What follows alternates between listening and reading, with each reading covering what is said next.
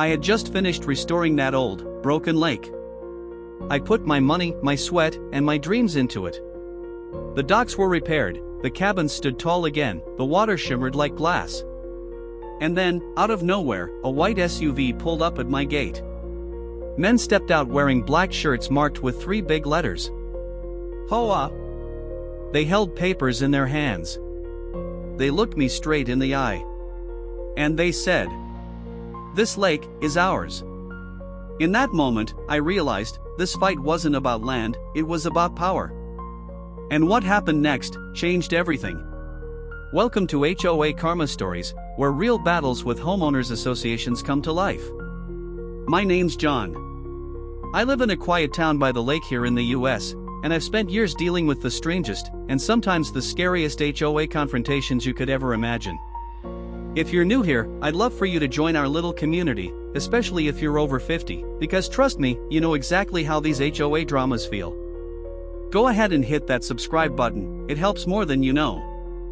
And while you're at it, tell me down below in the comments, where in the world are you watching from today? I had just finished telling you who I am. And now, let me take you back to that exact moment. The day the HOA showed up at my gate. It was a bright morning. The kind of morning where the sun makes the water sparkle, where you feel proud just standing there and looking at the work you've done. For months, I had been restoring that old, forgotten lake. I cleared the weeds. I patched the docks. I fixed the fences, and I even brought those abandoned cabins back to life. I used to walk along the water's edge every evening, watching the sunset reflect on the waves.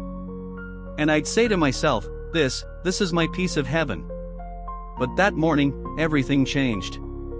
I heard the crunch of tires on gravel. I turned my head, and there it was, a white SUV, pulling up slow, like it owned the road. At first, I thought maybe it was a delivery truck, or maybe some lost visitors. But as soon as the doors opened, I knew this was different. 3 men stepped out. 2 of them were in black shirts, bold white letters across the front, HOA. The third wore a tan uniform, almost like a sheriff. They didn't smile. They didn't wave. They just walked, straight to my gate. I can still see the look on their faces. Serious. Cold. Like they had already decided I was guilty of something. One of them, tall, thin, with sharp eyes, pulled out a folder of papers. He raised it up like it was a weapon. And then he said the words that sent a chill down my spine. "This lake is not yours. It belongs to the association." I stood there frozen for a second. I couldn't believe what I was hearing. I bought this property. I restored it with my own hands. How could anyone say it wasn't mine? I asked him. "What are you talking about? This is my land, my lake. I have the deed."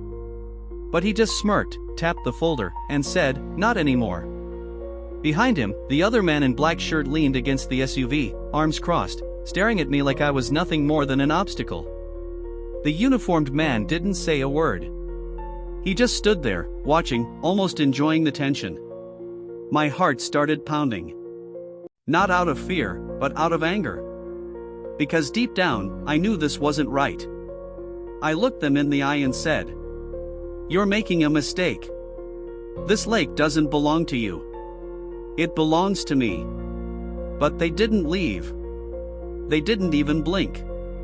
Instead, they started telling me about rules, about association boundaries, about fees and fines. They said I had no right to use the water. They said the cabins should be under their control. They even claimed they could tow away boats if they wanted. It was like I was standing in some kind of nightmare. Everything I worked for, everything I poured my heart into, they were trying to snatch it away. And the worst part? They sounded so confident, so sure of themselves, like they had done this 100 times before. I could feel the pressure building. My neighbors, some of them were standing far back, watching. I could see the fear in their eyes. One old man whispered to me later, "Don't fight them, they always win." But I wasn't like the others. I wasn't going to bow down. Not this time. I gripped the gate with both hands, looked straight at the tall man with the folder, and said, "You want this lake? You'll have to take it from me. And trust me, I won't make it easy." There was silence. A long, heavy silence. Even the birds seemed to stop singing. Then, the man closed his folder slowly, stepped closer to the gate, and whispered, "We always get what belongs to us, sooner or later." And just like that, they turned, walked back to their SUV, and drove away. But I knew this wasn't over. This was only the beginning. From that day on, letters started showing up in my mailbox. Thick envelopes with HOA letterheads. Demands for money. Threats of fines. Even warnings that they would bring law enforcement if I didn't comply.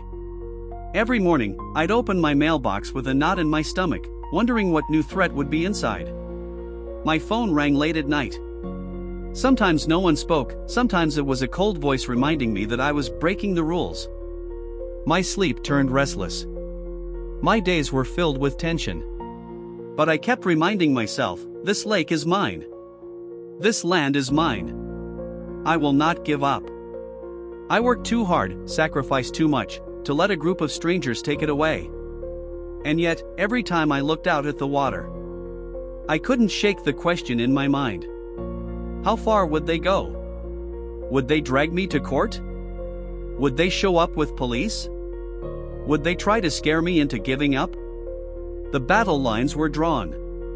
It was me versus the HOA. One man against an entire system. And I'll be honest with you, I didn't know how this fight would end. But I knew one thing for sure. I wasn't going to back down. Because this wasn't just about property, it wasn't just about a lake. It was about standing up for myself. It was about fighting back when someone tries to bully you. And sometimes, the fight can take you places you never imagined. Now let me ask you this, my friends. If you were in my shoes, standing at that gate, and the HOA told you the lake you built, the land you bought, belonged to them, would you open the gate and let them in? Or would you stand your ground, no matter the cost? Tell me down in the comments. Because I really want to know. I want to take you back. Back to the very first day I laid my eyes on that lake.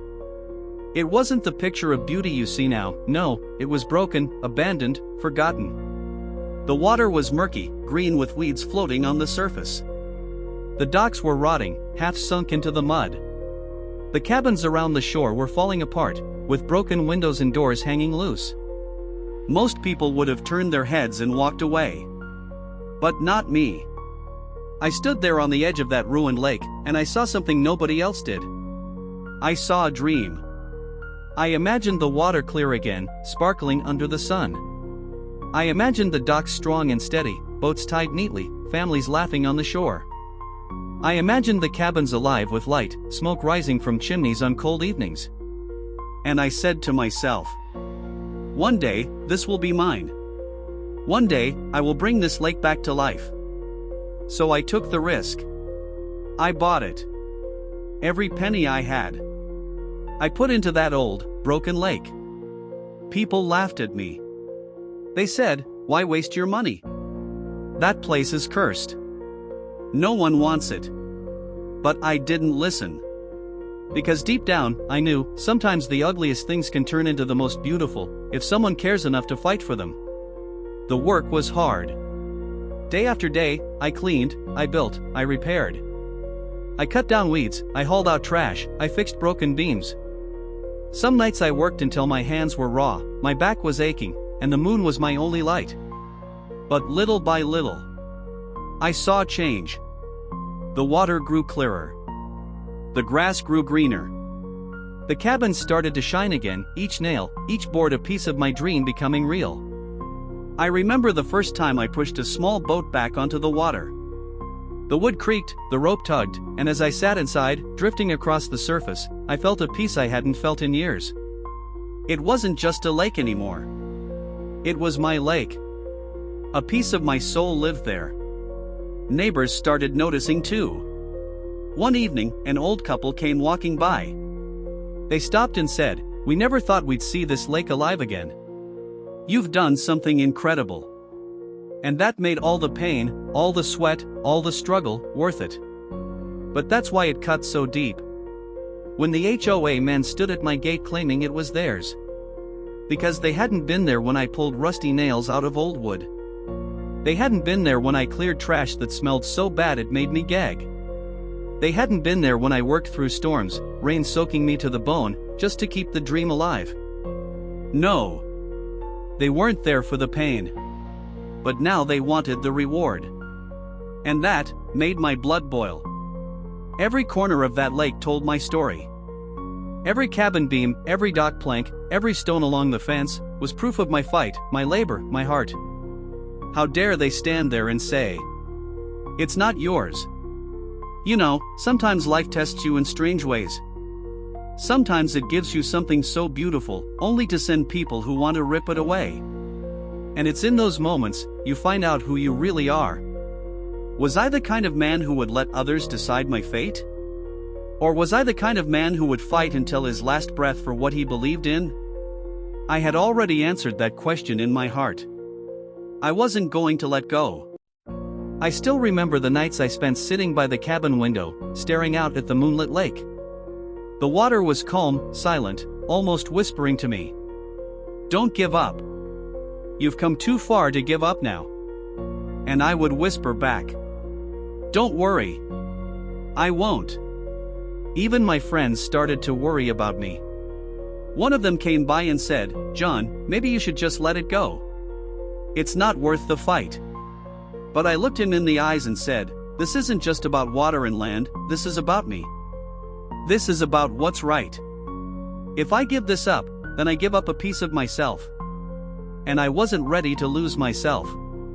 I'd walk the fence line at night, hearing the frogs croak and the crickets sing, and I'd imagine the HOA men out there somewhere, planning their next move. Were they sitting in some office, deciding how to come after me? Were they laughing, thinking I'd fold like others before me? Maybe they were. But if they thought I was like the rest, they were wrong. Because this wasn't just property. It was a promise I had made to myself. A promise that no one, not even an HOA, was going to break. The more I thought about it, the more determined I became. I told myself, if they want to fight, they've got one. I started gathering every scrap of paper I had. Receipts, deeds, county records. I spent nights reading, learning, preparing. Because if they came at me with papers, I was going to come at them with proof. This was going to be a battle. And I was ready for it. But still, the question hung in the air like smoke. Why now? Why, after all these years, when no one cared about this lake, why did they suddenly want it? What did they really want? Power? Money? Control? Or was there something about this lake that I didn't yet know? And so I ask you, my friends, what do you think? Why would an HOA suddenly show up, claiming a lake they ignored for years? Was it greed, or was there something hidden, something deeper they didn't want me to find? Tell me down in the comments, because I'd love to hear your thoughts. The morning after their first visit, I couldn't sleep. I kept hearing their voices in my head. This lake is not yours, it belongs to the association. I told myself maybe they were bluffing, maybe it was just intimidation.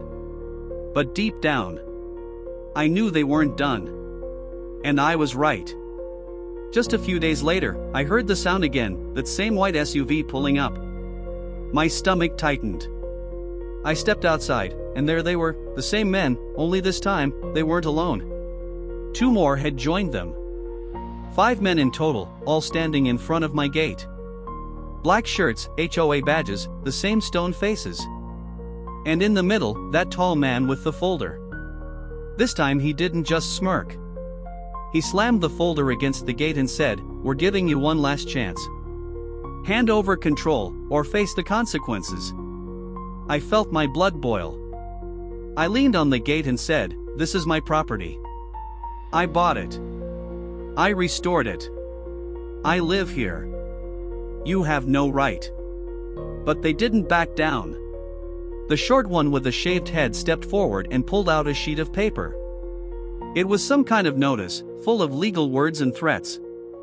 He jabbed his finger at it and barked, "You owe fees. Thousands. Starting immediately." I laughed, not because it was funny, but because it was insane. Fees? For what? For fixing a lake you abandoned? For repairing what you left to rot? The man didn't blink. He just repeated, "You owe us, and if you don't pay, you'll regret it." Behind them, the uniformed man finally spoke. His voice was calm, but sharp like a knife. "You're making this harder than it needs to be. Sign over access, or we'll make sure the law gets involved." The neighbors across the street were peeking again, whispering. I could almost hear them thinking, "Don't mess with the HOA. You can't win." But I wasn't afraid. I wasn't about to let a pack of bullies scare me out of my own land. I straightened up, looked each of them in the eye, and said, "You can write as many papers as you want. You can stand here all day. But I am not giving you this lake." The tall man's face turned red. He shoved the papers through the gate, letting them fall at my feet. Then he leaned close and hissed, "Enjoy your lake while you can, because soon, it won't be yours." They turned, marched back to the SUV, and drove off in a cloud of dust. But the echo of his words stayed with me. That night, I sat by the cabin window again, looking out at the lake. The moon reflected off the water, calm and peaceful, but my heart was racing. What did they mean by "soon it won't be yours"? Were they planning something bigger? Were they preparing a case? Or were they going to come back with more men, maybe even the police? I couldn't shake the image of their faces, their confidence, their arrogance. It was like they had already decided they'd won. But I knew something they didn't. I wasn't like the others they pushed around. I wasn't going to bend. I stayed up late, going through every paper I owned. The deed. The receipts. Old county maps. Every line proved the same thing: the lake was mine. Still, the letters kept coming. One after another, thick envelopes stamped with HOA threats. They said my fence was unauthorized. They said my cabins violated community standards. They even said my dock was unsafe and had to be removed. It was like they were trying to bury me under paper. To break me with endless rules and fake violations. And maybe it would have worked on someone else. But not me. Each letter only fueled my fire. Each threat only made me stronger. Because every time I looked out at that lake, I remembered what it once was. Broken. Abandoned. Forgotten. And I remembered who brought it back. Not them. Me. And I swore to myself, no matter how hard they came at me, I would never let them take it. But here's the strange part. The more I thought about it, the more I realized, maybe this wasn't just about money. Maybe it wasn't just about control. The way they looked at me, the way they spoke with such certainty, it felt like there was something more. Something hidden. And that thought haunted me. Why did they care so much about this lake?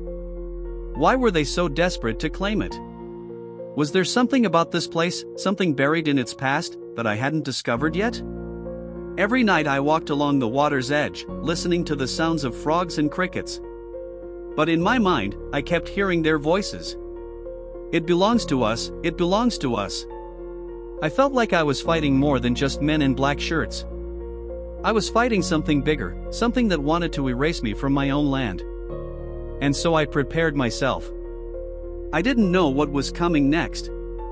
But I knew it would be worse. And I knew I had to be ready. Because this wasn't just a battle over property anymore. This was war. Now let me ask you something, my friends. If you were standing there, if an HOA slammed papers against your gate, demanded money you didn't owe, and threatened to take your land, would you fight them head-on like I did? Or would you give in, just to keep the peace? Tell me in the comments, because I want to know how you would handle it. The threats didn't stop at papers.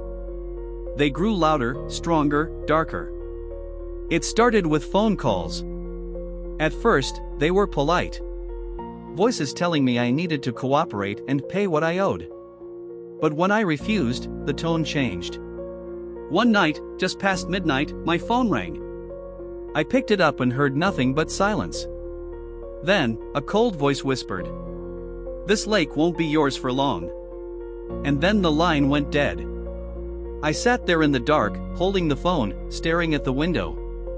Outside, the water glowed under the moonlight, but I couldn't enjoy the peace anymore. Because I knew, someone out there wanted me gone. The next day, I found a letter taped to my gate. No envelope. No stamp. Just a folded piece of paper. On it, in big black letters, "Last warning." I crumpled it in my fist, but the words burned into my mind. Who leaves a letter like that? Who walks up to another man's property at night and tapes a threat to his gate? I felt my anger rising, but I also felt something else, fear. Not for myself, but for everything I had built. I worked harder during the day, fixing the fence, repairing the cabins again, making sure everything was strong. Because I didn't know what was coming. But the HOA wasn't done. A week later, I walked outside to find a bright orange sticker slapped on my dock. Unsafe. Condemned. Must be removed. Their letters were one thing, but this? This was an insult. I tore the sticker down and threw it into the water. I shouted into the empty air, "You think you can scare me? Not a chance." But the truth was, they were getting under my skin. Because every day, the pressure grew heavier. Every time I opened the mailbox, I braced myself for another letter. Every time the phone rang, I expected another threat. Every time I heard a car on the gravel road, I thought, "Is it them again?" I couldn't even sit by the water in peace anymore. The lake that once gave me calm, now gave me stress. And that made me furious. One evening, just as the sun was setting, I saw their SUV again. It rolled up slow, headlights glowing, and stopped at my gate. This time only 2 men got out. But they looked different, colder than before. The taller one walked up to the gate and said, "We warned you. You didn't listen. Now things will get serious." I asked him, "What do you mean serious?" He smiled, but it wasn't the kind of smile a friend gives. It was the kind of smile a man gives when he knows something you don't. "We have ways," he said. "We'll bleed you dry in court. We'll put liens on your property. We'll fine you until you have nothing left. You can't win against us. Nobody ever does." He leaned closer, lowering his voice. "And if you're smart, you'll walk away now. Before it's too late." I felt the heat rise in my chest. I wanted to open the gate, grab him by the shirt, and throw him into the dirt. But I didn't. I just looked at him and said, "Do your worst. This is my land. And I'm not leaving." The men stared at me for a long moment, then turned and left. But as the SUV drove away, I could still hear their words echoing in my head.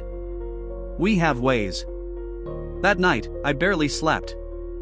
I sat at the table, papers spread out in front of me, trying to prepare for the storm. I had the deed. I had the proof. But was it enough? Could they really drag me through court, bury me in fees, and steal what was mine? The walls felt like they were closing in. But even in that darkness, I made myself a promise. No matter what tricks they pulled, I would stand tall. I would not back down. The next morning, I decided to fight back. I drove to the county office, dug through dusty records, pulled every file I could find. I talked to clerks, I asked questions, I made copies of everything. If the HOA wanted a battle of papers, I was going to meet them head on. And as I worked, a thought kept nagging me. Why were they so desperate? Why this lake? Why now? I had seen HOAs bully people over lawns, fences, paint colors. But this wasn't about grass or mailboxes. This was about land. Water. A whole lake. And I started to wonder, maybe there was more to this than greed. Maybe there was something hidden here, something they wanted to keep secret. That thought stuck with me, haunting me. Because what if the fight wasn't just about property? What if it was about something much bigger? I stood on the dock that evening, looking out at the calm water, and I felt torn. On one side, peace, beauty, everything I had worked for. On the other side, threats, fear, shadows of men who wouldn't stop until they won. The question burned inside me, keeping me awake at night. How far would they go to take what was mine? And so I ask you, my friends, if men came to your gate, threatening your home, your land, your peace, and told you they'd bleed you dry unless you surrendered, would you fight until your last breath? Or would you give in to keep your life quiet? Tell me in the comments, because I truly want to hear your answer. The breaking point came one hot afternoon. I was fixing the fence along the edge of my property, sweat dripping down my back, when I heard that all too familiar sound, tires crunching on gravel. I froze, hammer still in my hand. The white SUV rolled up again. But this time, they didn't even bother stepping out slowly. They slammed the doors open, stormed toward my gate, and started shouting before they even reached me. The tall one, the same man with the folder, pointed his finger right at me and barked, "This is your last chance. Sign over access, or we'll destroy you." I wiped the sweat from my forehead and stared at him through the fence. Something inside me snapped. I dropped the hammer, stood tall, and said, "You've threatened me. You've harassed me. You've put letters in my box, stickers on my dock, and calls in the middle of the night. But I'm still here. And I'm not moving." The men went quiet for a moment, stunned that I didn't back down. The one in the uniform stepped forward, his hand resting on his belt like he wanted me to feel small. But I wasn't afraid anymore. I pressed my hands against the gate, leaned forward, and let my voice carry across the road. This is my land. This is my lake.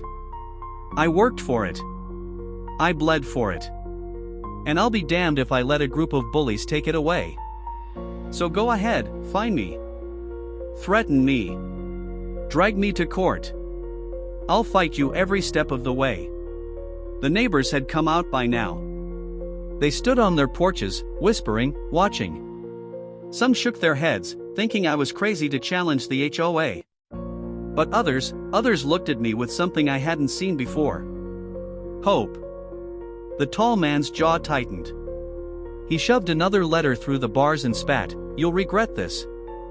I bent down, picked up the letter, tore it in half in front of them, and let the pieces fall to the dirt. Their faces turned red with anger. The SUV engine roared, tires spinning gravel into the air as they sped away. And as the dust settled, I realized something. For the first time, I felt stronger than them. They tried to scare me, but they couldn't. They tried to break me, but I was still standing. That night, as I sat by the lake, I thought about everything. The months of work, the threats, the fear. And I realized, the only power the HOA had over me was the power I gave them. And I wasn't giving them anymore. I made a decision. From that day forward, I would stop waiting for them to strike. I would strike first. The next morning, I called a lawyer. I told him everything. The papers, the threats, the men at my gate. He listened carefully, then said words that lifted a weight from my shoulders. "If you have the deed, and you can prove it, they don't have a case." I handed him every document I had. He flipped through them, nodding, smiling. Then he looked up and said, "You're in the right. Now it's time to show them they can't bully you." For the first time in weeks, I slept peacefully that night. Because I knew I wasn't fighting alone anymore. But the HOA didn't slow down. No. They doubled their efforts. More letters. Bigger threats. Even neighbors started receiving warnings. Anyone who supported me suddenly found notices on their doors. The association wanted to isolate me. They wanted to make me the enemy of the community. And in some ways, it worked. A few neighbors stopped talking to me. Some avoided me when I walked into town.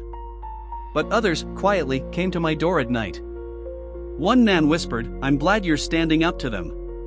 We've wanted to for years, but nobody dared." That's when I realized. This wasn't just my fight anymore. It was everyone's fight. I looked out at the lake the next morning and felt a fire inside me. I wasn't just defending my dream anymore. I was defending every neighbor who had been silenced, every family who had been fined unfairly, every person who had been bullied by the HOA. And suddenly, my fear was gone. All that was left was determination. I started documenting everything.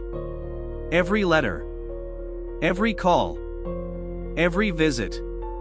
I kept a log, wrote down dates and times, saved every scrap of evidence. Because I knew, when the time came, I would use it all against them. Days turned into weeks. The threats kept coming, but my resolve only grew stronger. Every time they showed up at my gate, I stood taller. Every time they sent a letter, I filed it away with a smile. Because now, I was ready for them. And the strange thing? The more I stood up, the more the neighbors began to believe. I caught them nodding at me, giving me small waves, even smiling when I walked by. They saw I wasn't afraid, and it gave them courage too. It wasn't long before whispers started spreading. Maybe the HOA isn't untouchable. Maybe someone can actually fight them. And those whispers turned into hope. I didn't know how long the fight would last. I didn't know how ugly it would get. But I knew this. For the first time, the HOA had met someone who refused to bow.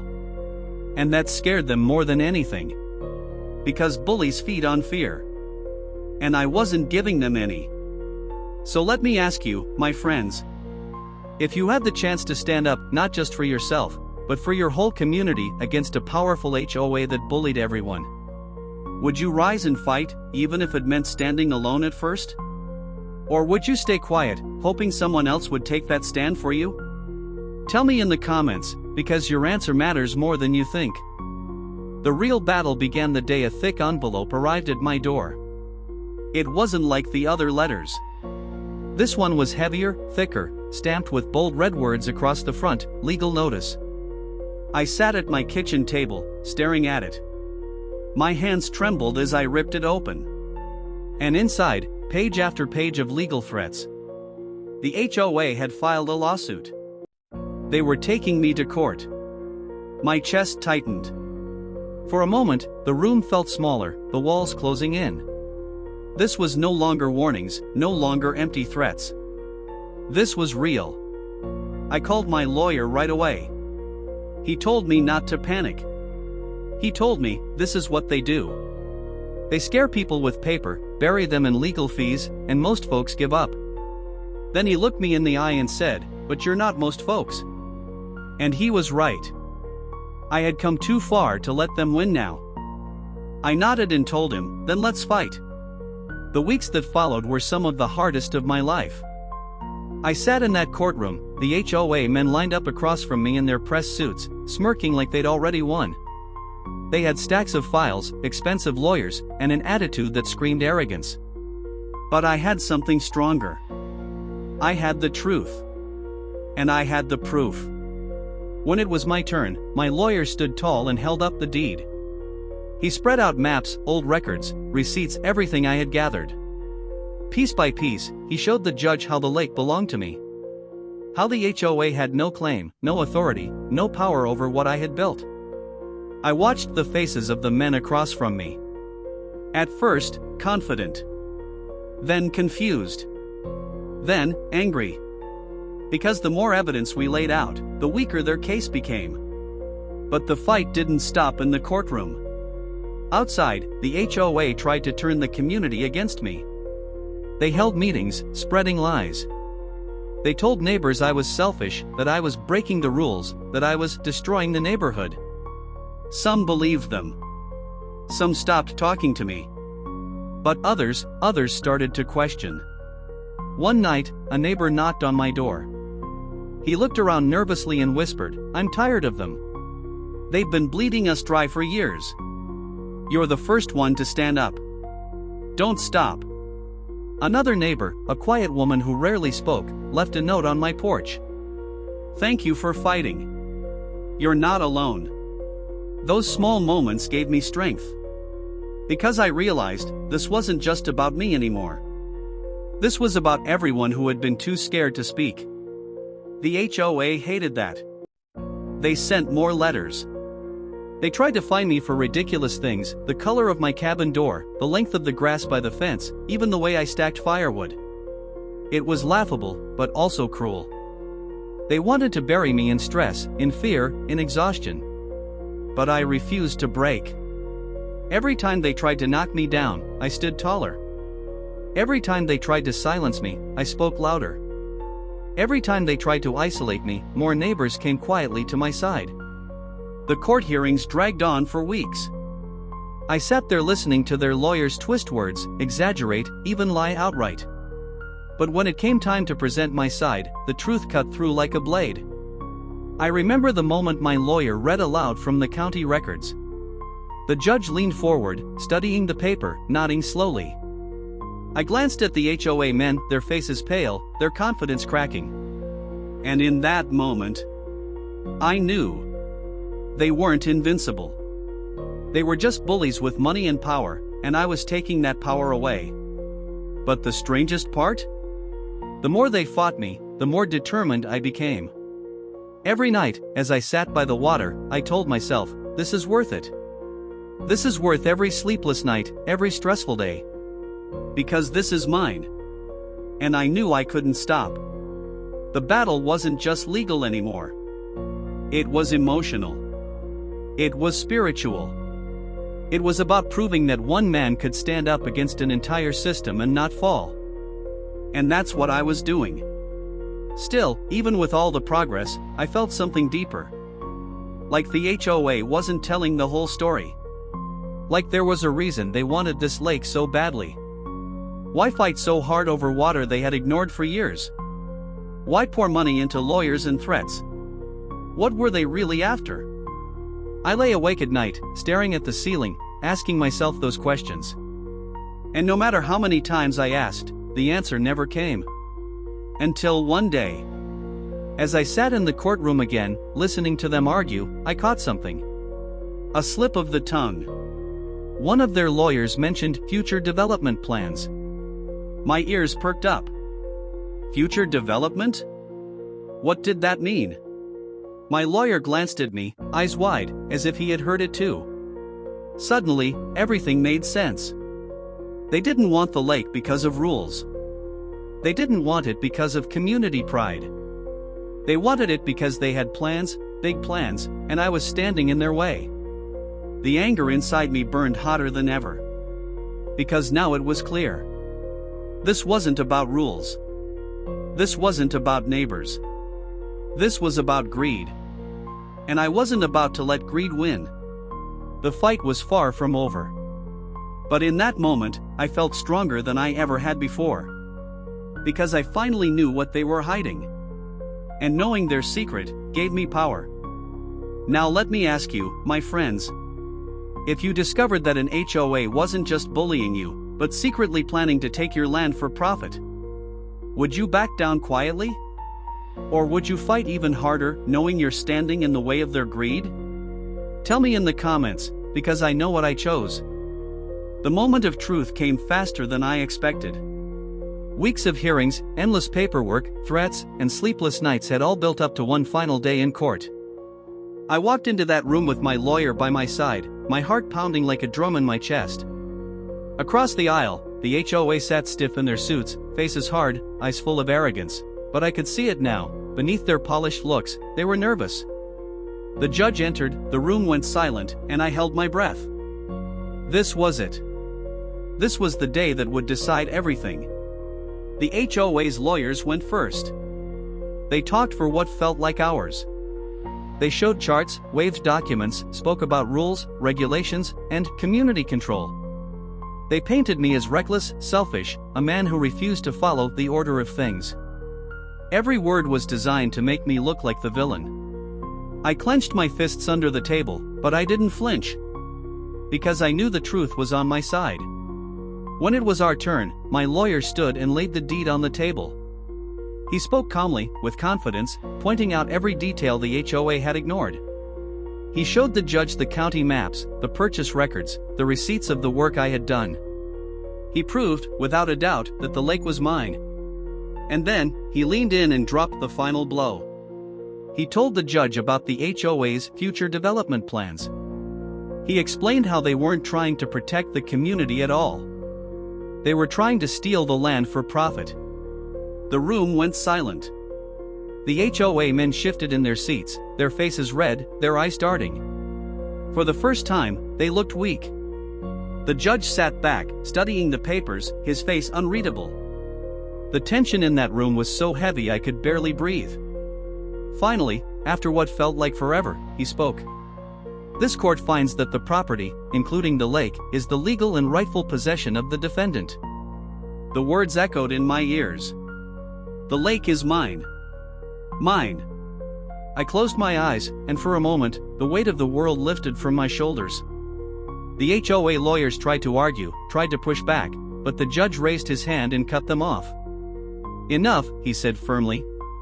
This case is closed. I'll never forget the sound of the gavel hitting the desk. It was more than just wood on wood, it was the sound of victory. The sound of freedom. The HOA men stood, their faces dark with rage, and stormed out of the courtroom without looking at me. I watched them leave, and for the first time since this nightmare began, I smiled. When I returned home that evening, the lake looked different. The sun sparkled brighter on the water. The grass seemed greener. The cabins stood prouder. But maybe it wasn't the lake that changed, maybe it was me. I had faced the HOA head-on. I had taken every threat, every scare tactic, every lie, and I hadn't broken. I had stood tall, and I had won. Neighbors came by in the days that followed. Some knocked on my door with smiles and congratulations. Others just waved from the road, nodding with respect. One man said softly, "You gave us hope. You showed us they can be beaten." And I realized, this fight had never been just about me. It was about every homeowner who had been bullied, every family that felt powerless, every person who thought they couldn't stand up against the HOA. By fighting for my lake, I had fought for them too. But victory didn't mean peace right away. The HOA was humiliated, and humiliated people are dangerous. I knew they'd look for other ways to make life difficult. But now, I wasn't afraid. Because they had seen what I was capable of. And so had everyone else. One evening, as I sat on the dock watching the sun sink behind the hills, I thought back to the beginning. The old, broken lake. The long nights of hard work. The first time that SUV rolled up to my gate. The threats. The fear. The fight. And then, the victory. It all felt like a lifetime packed into one long, hard battle. But as I dipped my hand into the cool water, I whispered to myself. It was worth it. Because this lake wasn't just water and land. It was a symbol. A reminder that sometimes, even when the odds are stacked against you, you can still win if you don't give up. The moon rose, casting silver light across the calm surface. And in that quiet moment, I felt peace again. Real peace. Not the fragile peace that comes from silence before a storm. But the kind of peace that comes after the storm has passed. The kind of peace you earn. So let me ask you this, my friends. If you were in my shoes, if you stood at that gate, faced with men trying to take everything you worked for, and you knew the fight would be long, painful, and costly, would you still choose to fight for what's yours? Or would you let it go, just to avoid the storm? Tell me down in the comments, because I think your answer says more about you than you realize.